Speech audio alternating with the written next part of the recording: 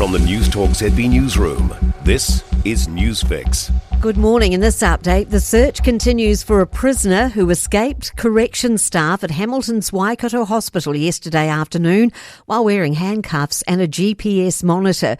He was on remand from Spring Hill Corrections Facility north of the city and escaped at around 1:30. Lachlan Rennie has more. Spring Hill General Manager Scott Walker says they've launched an immediate review into how the escape happened. Police are asking for Hamilton locals to be in touch if they see anything suspicious near the Waikato Hospital. Police are remaining confident in their road patrolling methods as New Zealand enters another holiday road toll period. The official Christmas and New Year road toll begins today and runs until the 5th of January. Last year's death toll reached 21, the most since 2017. Road Policing Director Steve Greeley says the blips don't take away from the overall difference each year. In 2023, we saw 31 less deaths compared to the year before. And tracking this year, we're around 50 less deaths. So that's a really, really good indicator that we're on the right track here. A third man will face court today in relation to the violent death of Napier man Boy Taylor. Two people appeared in court yesterday, charged with wounding with intent to cause grievous bodily harm. A 19-year-old faces the same charge. Polyfest organisers scaling back next year's event after the government failed to deliver more promised funding. Next year is the 50th anniversary of the Auckland Festival, celebrating Māori and Pacific Island nations.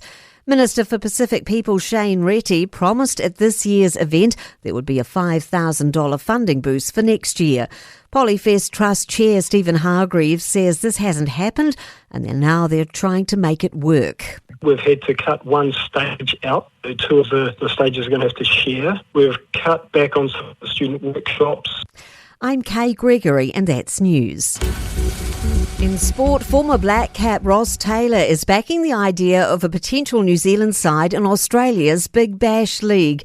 Taylor's currently based across the Tasman as batting coach for defending champions at the Brisbane Heat. He told the ABC Sport podcast, with most Australian sporting leagues having at least one New Zealand team, it makes sense to add cricket to that mix. Whether it makes sense and financially viable for Cricket Australia, I guess that's the million-dollar question. But yeah, I think we're a little bit behind the times in that regard, and I'm sure a New Zealand team would be very competitive and add a new dimension to the Big Bash. And Brisbane Broncos playmaker Ezra Mam is set for a 9-game suspension after being sent a breach notice by the NRL for bringing the game into disrepute. The 22-year-old was fined for drug driving and driving without a licence for an incident in October, leading to his disqualification from driving for 9 months. That's sport. For more news, listen to Newstalk ZB live on iHeartRadio.